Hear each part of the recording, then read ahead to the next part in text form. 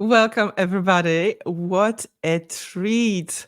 Evelyn Weiss was so kind to come into all the memberships, to show up on my business page and a few other locations and answer some questions about creating successful offers. Also, give you behind the scenes about her brand new membership that she created in a week. Welcome, Evelyn. I'm Hi, so Anna. happy to see you. I just wanted to give you a quick introduction for viewers who are not familiar with all your successes. Evelyn is the owner of multiple memberships with over 8,000 paid members. But if you count her business partner as well, Jessa Bellman, they collectively own memberships with close to 20,000 paid members. I mean, that is just so awesome, right? To build such a community, this is really incredible. And she also created hundreds and hundreds of offers. So it is so amazing. I am so excited to have her here. Evelyn, thank you for saying yes to this interview. I have to thank you. I really appreciate the opportunity, and it was such a thoughtful, lovely idea. So thank you so much for having me, and I'm super excited to answer all your questions, and also if you want to talk about your membership. Awesome. Thank you. So my name is Anna Savino, and I am the owner of a few memberships. And Evelyn has been one of my mentors for a few years now. I am hugely inspired by her business ethics, by her knowledge, and I'm just soaking up the knowledge and the kindness because she is such a kind person. Evelyn, let's go to the first question from our members. A lot of us want to launch the offers and are excited about it, but we have two things that are stopping us. We get stuck in the creation process. I'm sorry. I was Hi, hoping Danny. partly in front of the TV would work, but it I didn't love work. it. Hi. No, showing your time. Nicht zu mir zeigen, Baby. Sie wieder ein bisschen rein Fernsehen, die Mama kommt gleich, okay? Okay? Oh, what a sweetheart. It's so most of us, we are stuck in that creation process. Or we create, but then we can't, like something prevents us from launching. So do you have any thoughts about that and any tips? Absolutely. So I think that was the core idea of the whole new membership and how we positioned it around. It was about this single most effective approach that I've been using to launch offers, which is that I start with writing the sales page first. So many of us, they keep stuck in creation mode because we have this idea, right? And so we start to develop the course, the membership, the coaching program, and it starts to take shape. But the closer we come towards launching it, the more marketing considerations kind of creep up and the more we start to doubt ourselves.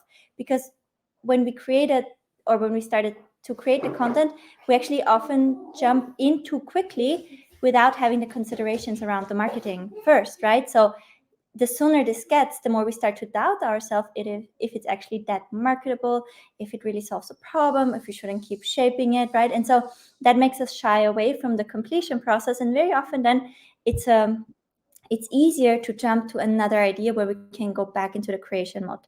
That's one thing that I see a lot is just basically starting from the wrong end. And so what I always recommend is that you actually start with the marketing in mind. You write the sales pitch first, right? You make a bold promise. You do all the clarification work around pain points, benefits, why you come up with the solution, what's exactly included. And once you have your sales page, which becomes this blueprint, then you go into creation, right? Because you can now do it much more efficiently, streamlined, and you also live up to that expectation that you've set, which is the most marketable offer ever because you created it from that perspective, from that customer-centric approach in mind. So I think that solves a big problem for a lot of people. And so the other thing that can then happen to people is they get stuck in the sales writing process, right? And if that is the case, it is typically an underlying either clarity or alignment issue. So I am not 100% sure if I am in the right niche, if I'm serving the right type of people, or if this is actually what I want to build. So some people right off the bat start in the wrong business model because they feel, for example, the coaching model is very promising because I can start with, no investment down, which is not true. You either invest significant amounts of time and or money. So very often the problem already starts with, have you chosen the right business model, and have you done enough inner work around what do I really want to bring? And then it's not a work that you can purely solve on your table. You actually have to get out there, coach people for free, right? And do the work to really feel like, oh, okay, this is where I can add value, or this is where I see myself. So it's one of those things, right? Either you started on the wrong end, and if you're starting on the right end, you still get stuck. There's some, going back to the drawing board, but then actually figuring it out by putting things into practice and into motion, which can feel scary because we feel like I'm throwing spaghetti on the wall, when we should just realize that that's a natural and normal part of the process. Like, it's required. All of us at one point have to throw spaghetti on the wall. I agree. I've often see that, and I see that in me, that we are just not patient enough. I mean, that is we just want the results right away. And I also think that we want the growth to be linear. And it's so tough. I think it has been the toughest on my entrepreneurial journey. That's awesome. And now the next question that we have was about just the simplest offer to create. I mean, I know sky is the limit probably here, but let's say somebody has never launched an offer before and they just want to just put something out there to get their feet wet. What would you recommend to launch? Absolutely. I dive into this in a second, but I just wanted to circle back to what you just said, because that was so good as well. One thing that also happens as somebody is in that process then is because this is not a direct feedback kind of process, right? So you can be doing the right things in a right way for a very long time and get no feedback from that, right? So for a while you have to operate in blind faith. And so it is really easy to fall off because you feel like I am doing something wrong, but it's just a part of that process is you're not receiving feedback, as in validating that you are on the right path, which is why it's so hard to stick with it for the time that is required for your efforts to finally see traction and compounding. So I love what you said there. I think this is a huge part of it. So hard. I know. I hear you that the not immediate feedback is like, yeah. And also, I think people who are used to the 9 to 5, they're used to getting rewards for their work right away. Like, Yeah. okay, I worked for a day, I worked for a week, I worked for 2 weeks. I'm getting the money for 2 weeks, and it's just does not happen immediately here. So that is tough. That the whole nonlinear nature of the business is so tough. That was a great point.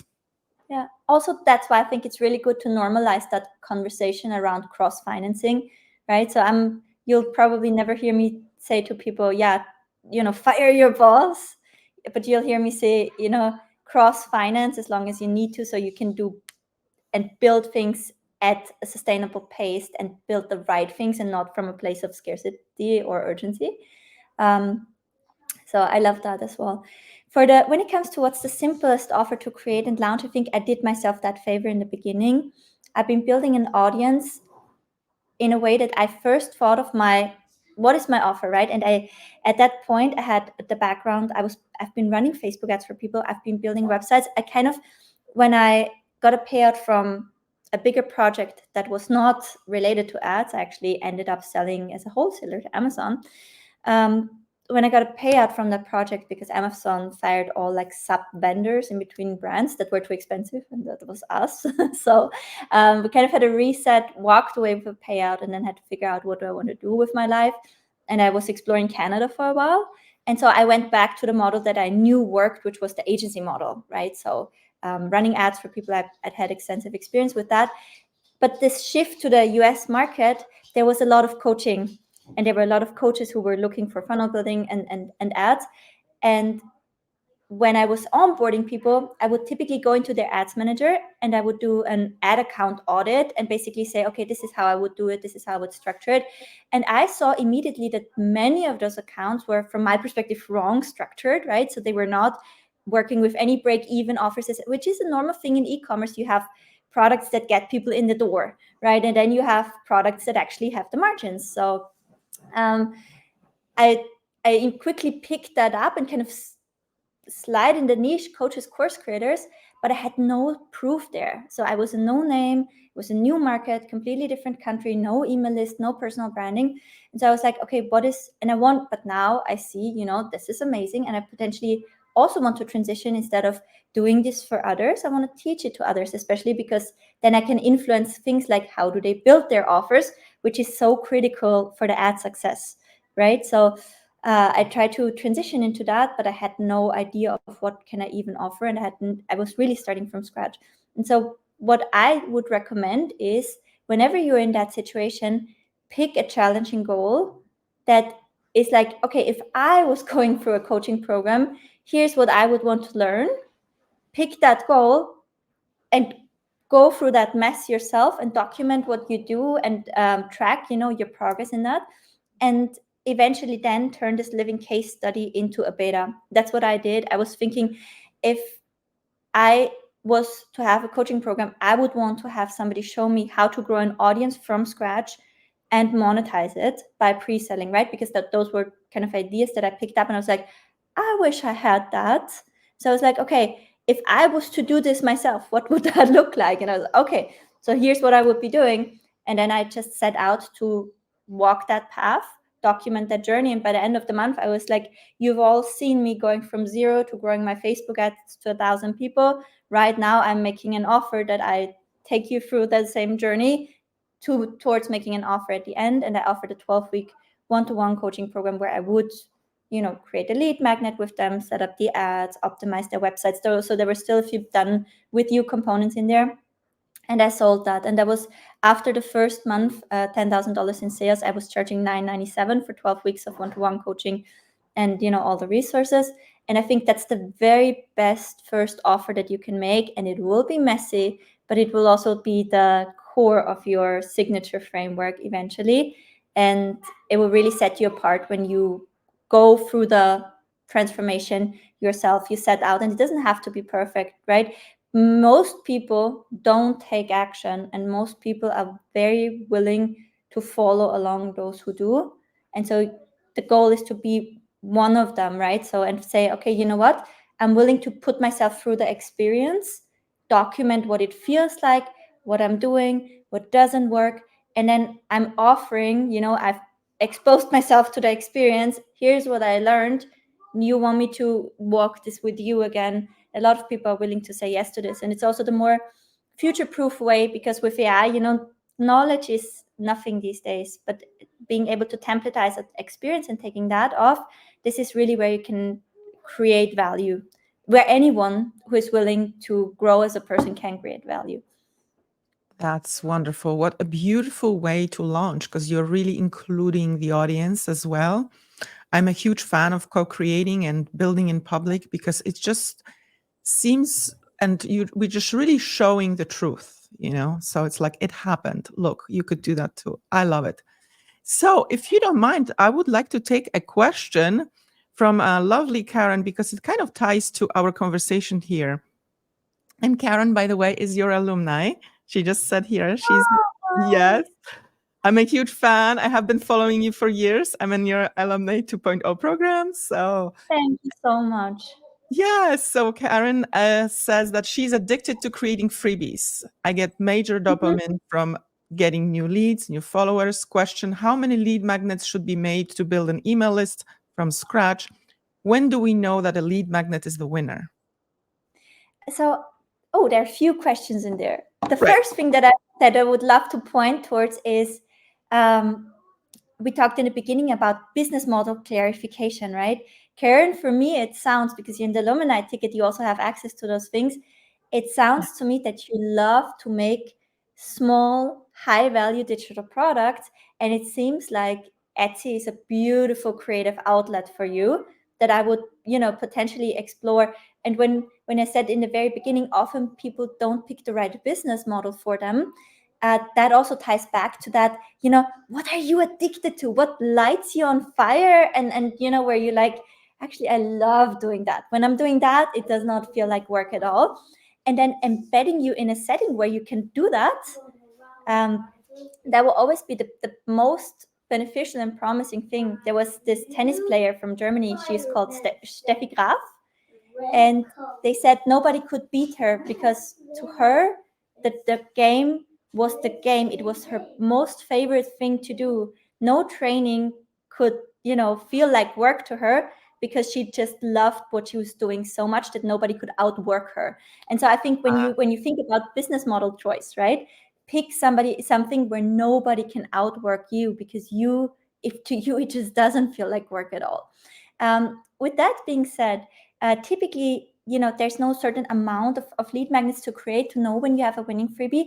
It's more hitting certain benchmarks. And that is why I love, for example, to validate the strategic freebie with paid traffic, because I know if I am targeting the top 4 countries, United States, Australia, United Kingdom, and Canada, then I know if my strategic freebie is below $1.50 cost per lead, then I very likely have a winner.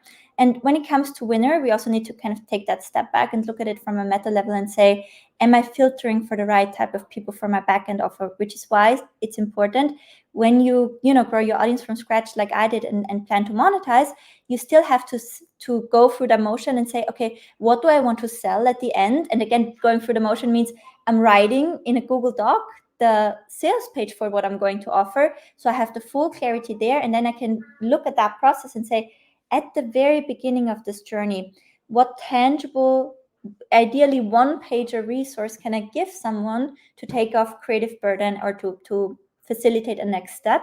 And that will be a really great strategic freebie. So you'd want to really think it through and say, it's great cost, but is it also filtering for the right type of people? And the easiest way to make sure that is actually to say, that's my final program. What struggles do they have at the beginning? And then making the freebie from there.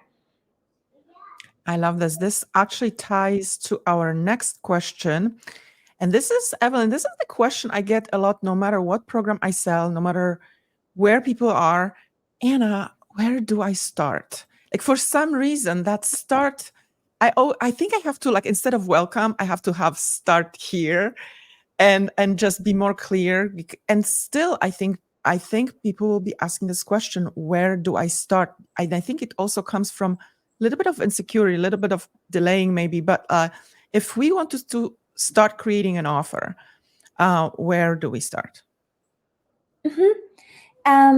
So how I like to differentiate, because the way I'm mainly growing is with paid traffic, is you'd need to have an audience growing offer and a money making offer. So one that helps you to get in front of people and build that audience, that tribe that you can serve, that follows you, right, for free, where they just consume your newsletters and your free content. Like, you do such a beautiful job on Instagram, right? So growing that audience, that is something that, as we want to establish our personal brand, we should be doing it. And so audience growing offers is one key, and those can be free, like a strategic freebie, or they can be paid, which is a mini offer, a one-time payment of below $10 is what I recommend. And then there's the audience growing, then there's the money-making offers, because it doesn't help us when we have only an audience. We also need to make money, and they're different containers. And so the containers that we have typically are one-to-one coaching, group coaching, flagship course that can be anywhere from mid-ticket to higher ticket. I don't personally love high ticket, so it's not what I build very, very often, also because it very often has to be sold via phone, which is also not something that I love. And then we have memberships also as money-making offers. And so what I think what you would want to look at it is, I need to start with thinking about what is the main money-making offer that I eventually want to offer. And so when you look at the money-making offers, they're typically an evolution of, you start with one-to-one coaching. Very many of us will have to start with hourly one-to-one coaching and actually trade up from free to paid coaching. this is the first progression, right? For example, in Coach Growth Hub, we have the free sessions to paid clients. That's kind of the first win, is having first somebody pay you for this hourly session. The way we do this is working with a free and then later paid themed session. So the single session in itself has a very tangible outcome. Really key, right? Because everything we create, we have to create, and for that we also have to write a sales page first, because everything we create, the thing we're selling as, we might call us coaches, mentors, consultants, right? We basically sell our experienced workers. So we sell, we pass on that transformation that somebody is seeking. So whatever we offer needs to be offer transformation in itself, and you need to map that out, right? So themed one-to-one session, what transformation can I offer within this one session? And then from there, we typically see that what should naturally happen is that people have this themed session with you, and it ends with them having some sort of game plan, pathway, roadmap, right? Because that is a transformation that they have clarity on their goals and know what step they need to do next. And then if you did a good job, a lot of them will say, hey, how can I work with you? And then you can say, well, here's my hourly rate. If you want to work with me in a package, this is what this looks like. So next evolution would be, we're not selling the single session, but we're actually selling the package. From there, people typically you see that after a certain amount of sessions, people would want to have accomplished a certain milestone. This is the first idea of a one-to-one program where you say, I know on average within the course of 4 sessions, 5 sessions, 6 sessions, 12 sessions, I wouldn't do anything much longer than that if you're a beginner. I can typically help people to get to this point. So you start to not have single sessions, but you actually start to have an anticipated path and course with that. I jumped from just a freebie to immediately templatizing this pathway, but it was because I was able to go for it in a month myself. I did all of that, and I was like, if I'm teaching someone who doesn't come with the prerequisites of having that extensive experience in digital marketing and being a person that knows really well how to work with themselves, potentially I'll need 3 times as long, and that was a relatively good estimate, right? So then you have basically your one-to-one package. Now you can say, this is all in the one-to-one space. How do I actually become independent from trading time for money? Because as long as you're in the one-to-one setting, you'll have to do that. So the next thing is a one-to-many container. And there you can pick typically between, do I want to have a membership? So do I want to have it low ticket, very accessible, more self-paced, more community-driven? People can walk with me on that path for a long time, right? So I can also get the people who might have other obligations. They have family, they still working in a job, etc. Do I want to make sure that I'm getting the majority on the journey with me? Or do I want to focus and zoom in on people with high commitment that are seeking more of a pressure cooker situation to get something done really, really quickly? And do I want to reduce that to lower access so I can pay more attention and really, get them for the pressure cooker and charge more for that? Both ways are very legit. You just have to say, how do I prefer to work? And then you transition from that one-to-one container to that one-to-many container, membership or group coaching program. If you're in the membership area, very likely that's, where you keep going and staying. If you're in that group coaching container, very often we see another evolution of that is to turn that eventually into a self-study course. What I want to say is that a trend that I see is that many group coaching programs tend to be almost led like memberships. So they have relatively low touch and low access. And this is where a lot of people then come in and are really unhappy and dissatisfied with the experience, which is why I think we currently also see a trend towards memberships, because people are like, I'm getting actually more value in here than the 3K program that I paid for. So if you do the group coaching program, you need to make sure it's really still high touch and high, like premium. If you charge premium, you need to give premium support, right? And in a membership, there's a one-to-many, a more scaled version of support, although you have coaches in the groups to give written feedback, etc. But the level of support is much more matching the expectation. Love it. I love it. Because it's true. We get all those shiny objects that we think we would like to do, all these courses, and sometimes they get to collect digital dust. So as a coach, as a mentor, focusing on implementation and constantly thinking how we can help our clients and members implement is key. I love that point that you made. So I am Can so I excited. Yeah, talk of too course. much, Anna? I feel like I really quickly need to summarize. It's like ultimately at the end of the day, you need one audience growing offer that's working really well, may that be Yep. free or paid, one money making offer, and then you'll see kind of where you're missing. And typically most people need more audience growth quicker, and then you just start adding here, so that this is how you eventually build out that offer suite. But the best place to start is to really start thinking about what is that money-making offer that I do want to offer. And if you have more experience, you can jump into a one-to-many container right away. So you'd make that decision between membership or group coaching program. But if you're really starting from scratch and you've never coached people, you got to coach people to be a coach, right? So then you have to take a step back.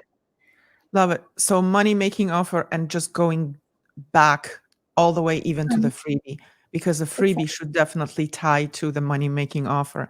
So important, because if we don't have the right freebie, we're going to, and that's what you mentioned, we're going to attract the wrong audience that will not convert ultimately to our high-paid offers. So this is awesome. Unfortunately, that's what happens, right? And if you don't do it with the kind of, this is where I want to nurture people towards, many people have a freebie and then they again get into this paralysis. It's like, I'm getting subscribers now because the ads are working, and I'm like, but I don't know what to say, I don't know what to send, right? So they go silent mode. Or they communicate, right? But it's not a structured conversation leading towards what we ultimately offer. So this is also when we see those beautiful people who are like, I'm providing value all day and nobody's buying, and I'm like, what's the customer journey? And they are like, the customer journey. I'm like, the customer journey, right? Because when you give value, that value still needs to lead somewhere. It's like breadcrumbs that lead to your cookie house. Beautiful. I also do remember when you said, when is the best, when, out of your experience, when do people buy after they get our freebie? I love that point. When you made that point, I remember. Well, they buy either really quickly because your freebie has filtered somebody who has an immediate need, right? So they have already been in problem awareness stage. They have been looking for solutions. You bump into them and they're like, yeah, that sounds amazing. You have a great entry point offer, low ticket, right? It's your audience growing offer, and they buy it and upgrade instantly from there in the funnel. Happens.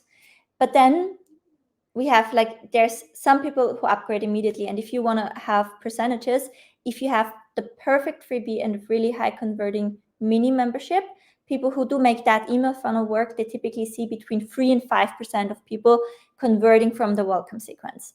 And then there's silence, right? And then the unfortunate thing is, then some coaches unfortunately say, oh, well, this is not profitable, I got to turn this effort off, I have to find something that's profitable. Well, what happens is, if you keep nurturing, what you see is after 3 to 6 months, those people who were not problem aware and solution aware yet, they get to a point of where they have heard meaningful, valuable information from you often enough that they're like, oh yeah, I know this membership. Oh, I should check it out. Well, Anna always, keeps sharing valuable things. And then maybe, they see you on social media again because you post consistently. Eventually there's this, if they keep struggling with the problem, if they don't find a meaningful solution for themselves or somewhere else in the meantime, or they were disappointed with what they bought, which, happens more often than I would like in this industry, then eventually they start circling back to you. And so the longer you nurture, the more profitable that becomes. And when you list build the first half year, it feels like you're just throwing money down the drain. But then slowly but surely your list becomes stronger and stronger and stronger. And our School Games effort, the maturity, before we even had ads, we were at 50K in sales just from emails. From that list, we have grown and nurtured and cultivated. And those $50,000 monthly recurring revenue were not once in our list. They were many times in our list. At this point in the last year, we did 4 6-figure launches with that list, right? And so I think that again, this is going back to very much to the beginning, where it's like for such a long period of time, half a year, 9 months, some even a year, like you just have to believe that you're doing the right thing. I agree. I just had a member who signed up who said she's been following me for 5 years. I'm like, okay. Yeah. And as the years go by, you have more and more and more people who have been with you, right? And Yeah.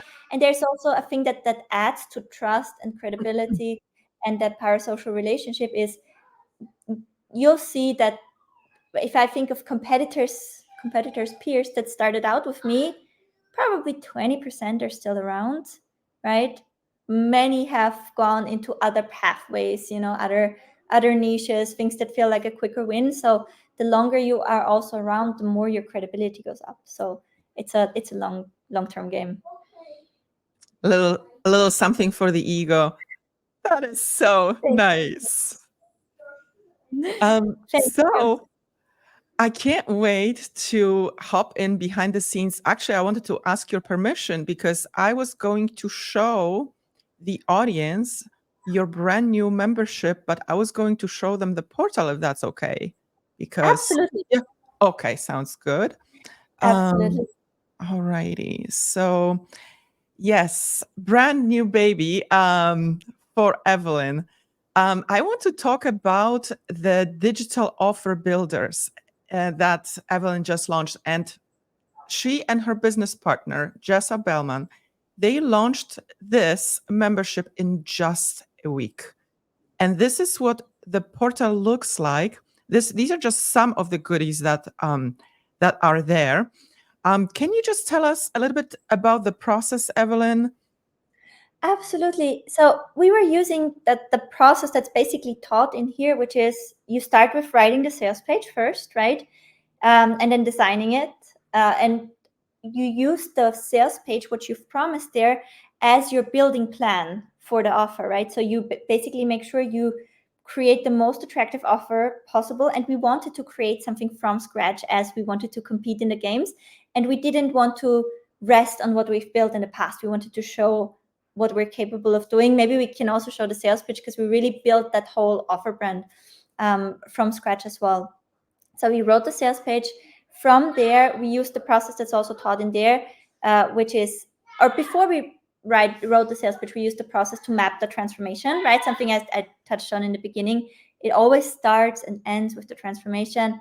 Map the transformation, broke it down, had that clarity on what does the transformation look like for the client, wrote the sales page. From there, iterated back to the initial framework we have laid out to make sure it's an ideal match, recorded the core lessons that are in there, which are really just the starting point, right? So it's the starting point of here's what you're taught in the program, and then the membership grows over time by filling in those gaps as exactly what the members are asking for, and keep documenting. So this is about offer builders, and the commitment is here to, for every offer we build, take people behind the scenes and really show them this is exactly how we build it. So for example, I wrote a sales page for a strategic partner, and I sat down over the shoulder 2-hour training where I was writing the sales page with people and really showing what does that process look like, right?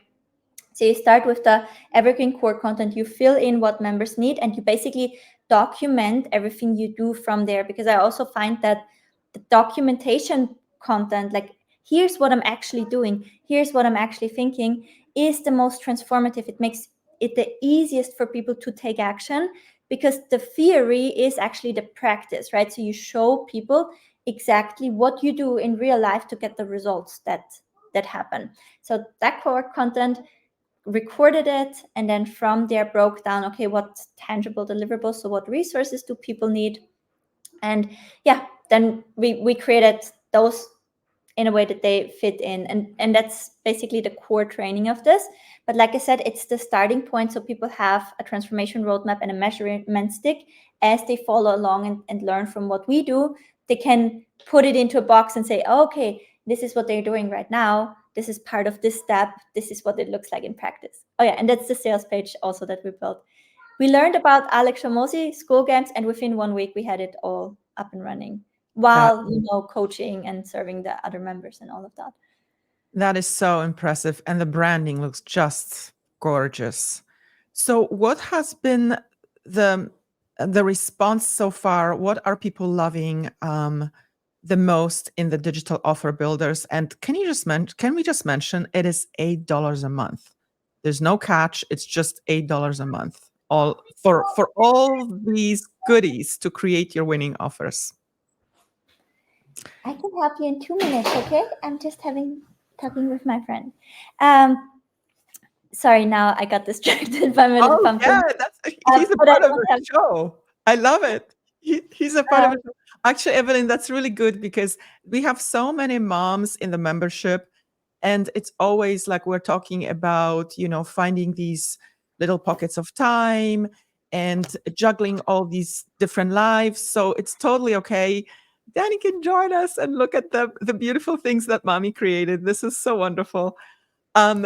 So my personal favorite is the bonus actually that is disappearing on the 27th. If you're watching it right after, sorry, maybe there's going to be another chance. But if you're watching it live and if you sign up for Digital Offer Builders, you're going to get all this to create your mock-up, which is so important to represent your digital product, right?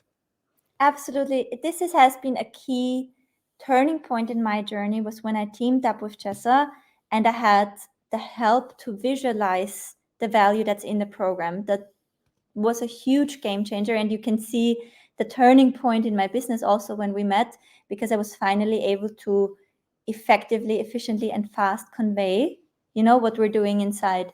And so this is one of the many tools that she creates to help and facilitate that. And because you asked before, what do people most like about the offer builders? I do think at the moment it is really the evolving community in there. People like school as a platform, and everybody's kind of really eagerly following along on the journey as it evolves. So it's almost like a living case study in itself again, because people see, how does a membership come to life? How does community form, right? How do the girls fill it up? How do we create engagement spikes and all of that? So I think a bigger part even than the content, right? And I don't want to crash the content, because I know that also a lot of people said, wow, okay, this was the missing link, etc. But the content itself will never be as transformative as seeing what's happening, right? And so you can envision, oh yeah, okay, this is how you execute that. This is what's happening. So I think for people who want to create community, who want to build offers like that, them seeing us doing it real time and talking about, look, here's why we make this move, right? Or here's why we send this email. These are the ads we're running right now. This is the strategy behind. I think that's probably what's most valuable for people right now. And for many, it also feels a little bit like a reset into taking action. And because they just want to follow along. So I think that's the vibe that I get.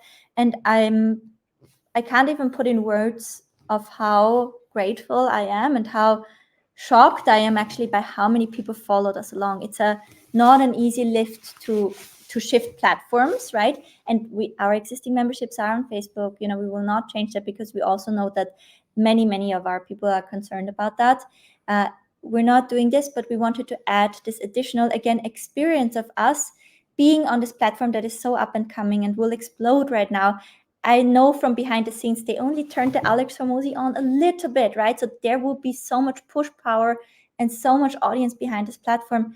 It's so good for us to be there and know for our members who also want to build paid low ticket communities like the platform is mainly focused on, to know from us, what are we doing to succeed there?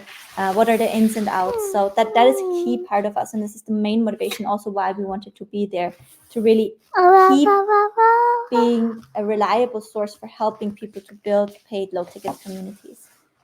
Beautiful. Thank you so much, Evelyn. This has been so wonderful. I think we should let Danny have you all right now. And thank you for doing it on a Saturday and for answering all these wonderful questions.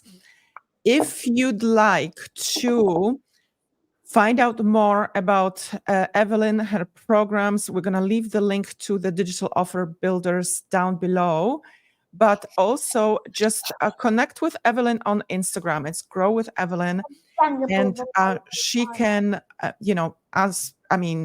her account has so much awesomeness there. She is constantly sharing value as usual. So you can find out more about her offers, Digital Offer Builders. And hop on it. You're getting a free mockup mastery, all these little elements to create your mockup and to show your digital offer in an attractive way. Evelyn, any closing thoughts about Digital Offer Builders, just about launching successful offers, anything? So last thought is that I'm so grateful that you took the time to have me on, that we were able to talk about offers. I think that the key thought for everyone is, or key takeaway is, when you build an offer, it is a living, breathing, messy experience. Don't let someone else's finished, polished result, don't think that this is how it starts. This is what you're growing into. And the quicker you can get into the messy action, the more time you can spend with your clients and serving and being with your audience, the sooner you'll eventually get to this point. It's like the iPhone. If you look at the first iPhone ever, and you look at the iPhone that you have right now, the same applies for your digital offers, right? It's a development process. There are many, many stages, many, many iterations, and allow yourself to go with something that might not be good enough yet, right? Or the next 5 times. But start so you can get that feedback and you can improve it. And don't stop. Don't stop, because eventually you get there. Beautiful. Dani, thank you so much. Thank you so much for your patience, and thank you for having me conversation with mommy. You are such a wonderful boy. My goodness. Bye, guys. Have a Thank you wonderful so much. weekend. Have a great week ahead, and thank you for all the awesomeness you shared. Bye now. Bye.